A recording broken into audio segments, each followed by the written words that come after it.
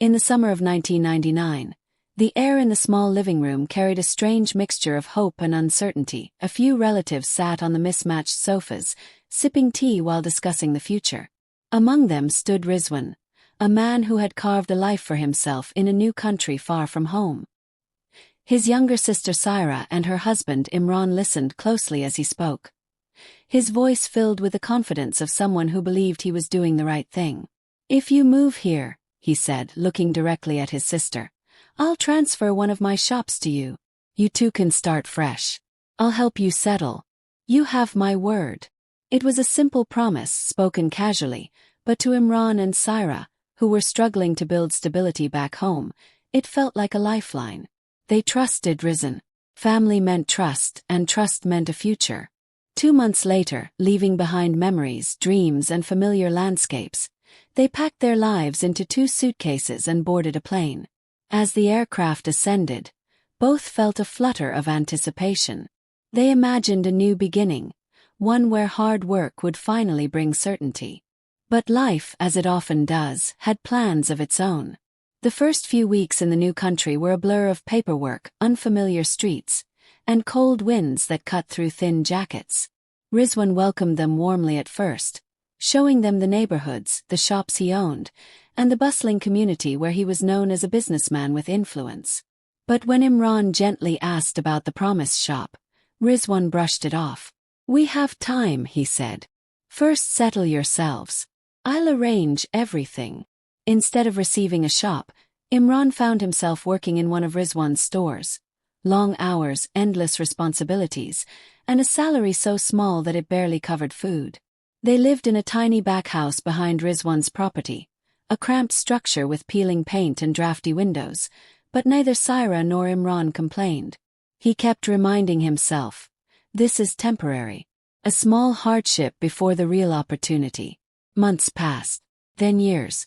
The promise faded into the background of Rizwan's busy life. He avoided the topic with vague responses, redirecting conversations with ease. Imran, out of respect and loyalty, allowed it to slide. Saira watched, her heart heavy, but she remained silent. She believed patience would be rewarded. But patience, like anything stretched too long, began to wear thin. By 2005, the tension around the house thickened. Rizwan seemed eager to push them out, but he had no justifiable reason. His mood was unpredictable, sometimes warm, sometimes cold, and sometimes a storm waiting to erupt. One afternoon, the storm finally broke. Rizwan confronted Imran with a baseless accusation, one so absurd it stunned both husband and wife. The argument escalated, fueled more by pent-up resentment than truth. Words sharpened like knives. Saira could see hatred flicker in her brother's eyes, a hatred she could not understand. "Leave," Rizwan shouted. "Pack your things and get out." Saira felt her knees weaken. This was her brother, the one who had brought them here, the one who had made promises in front of witnesses.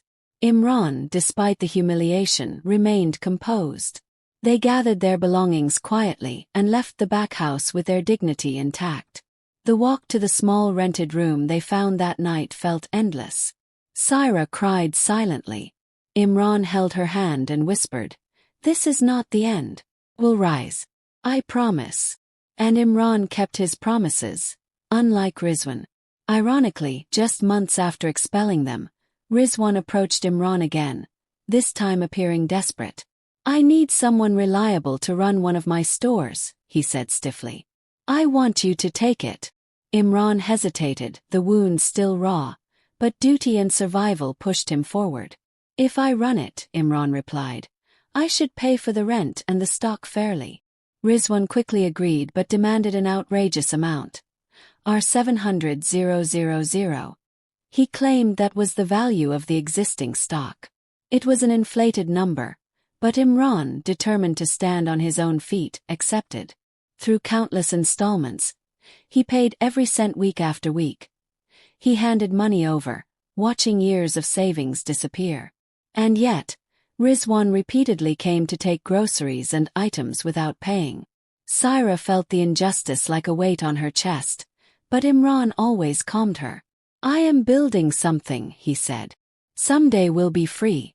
By 2008, they were ready to buy a home. A small place, but a dream nevertheless. They found the perfect property, but lacked the collateral needed for the loan.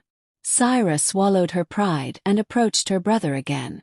"Please," she said, "take a loan in your name. We will pay every installment." Rizwan agreed, but greed lurked beneath his smile. The couple paid him over rupees 100,000 as their deposit. Instead of putting it toward the house, Rizwan used it to pay off his tax debt, without their permission.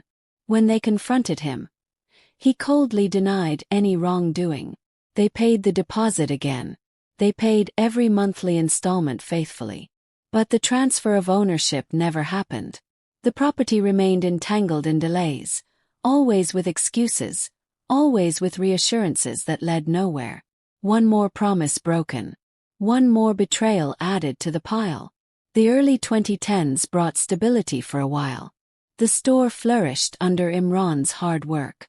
He built trust with customers and suppliers. For the first time in years, they felt like life might be turning around. Then, in 2014, came the day that shattered everything. Rizwan ordered a shipment of untaxed tobacco and asked Imran to help unload it. Imran, unaware of its illegal nature, agreed. He trusted family, even when he shouldn't have. Police arrived moments later. Handcuffs clicked around Imran's wrists. Neighbors watched with wide eyes. Syra felt something inside her break. At the police station, Imran realized the full extent of the betrayal. Rizwan denied any involvement, placing all blame on him.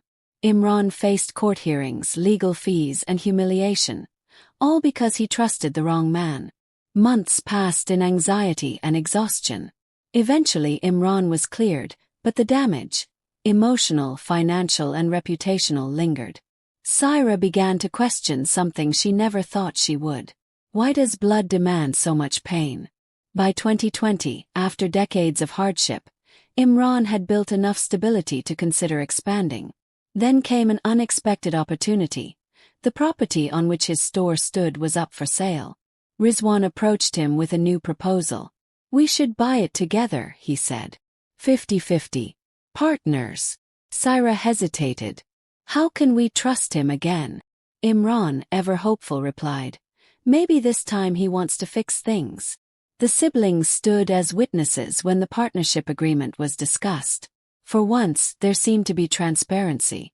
For legal reasons, Imran put their 50% under their son's name. Rizwan did the same. The agreement was sent to the lawyer. Imran trusted the process. He trusted the signatures. He trusted the paperwork.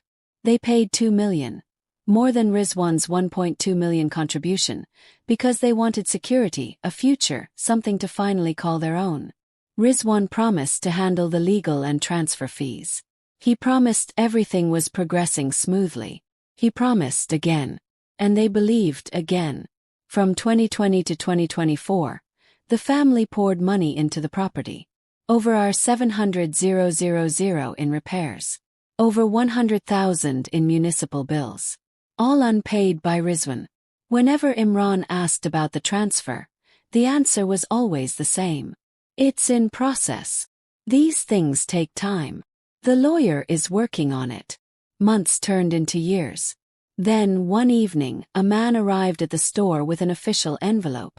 Imran's hands trembled as he opened it. The property had been transferred. Not to their son. Not even jointly.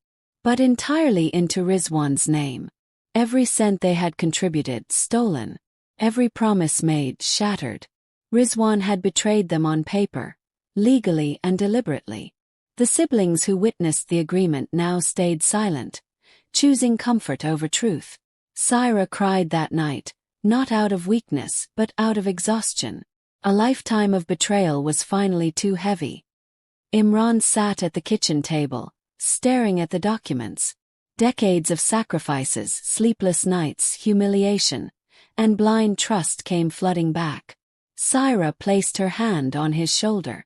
"We can't fight him the way he fights," she said softly. "He uses lies, manipulation, and lawyers. But there has to be another way. Imran nodded slowly.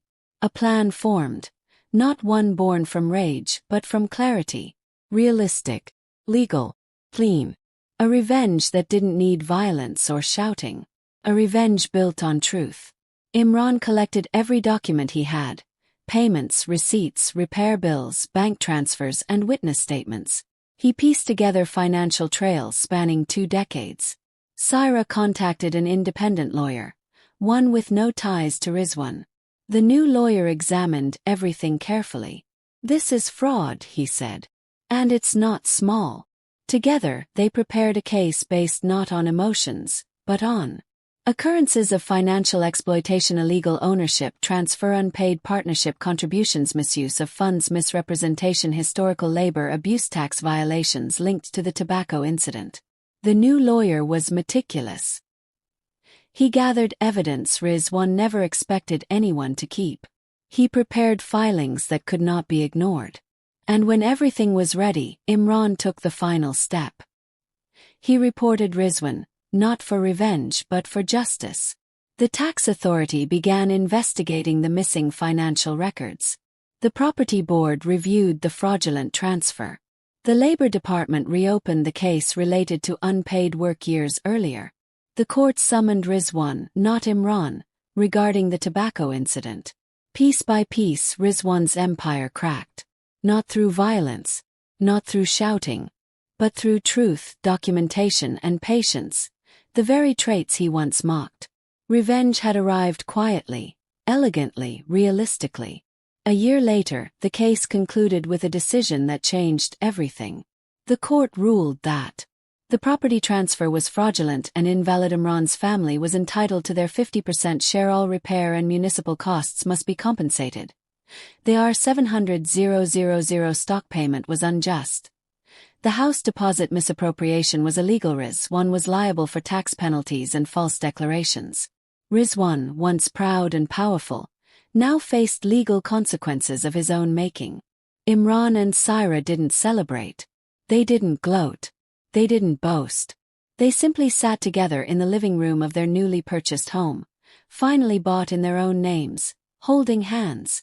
"After everything," Saira whispered, "we survived." Imran looked at her, eyes soft. "We didn't just survive," he said. "We won." She nodded. "And without becoming like him." Outside, the evening breeze carried a quiet peace, the peace they had chased for over 2 decades. A peace earned not through revenge fueled by anger, but through justice earned with patience. Because sometimes the most powerful revenge is the future that your enemy tried to take away from you and failed.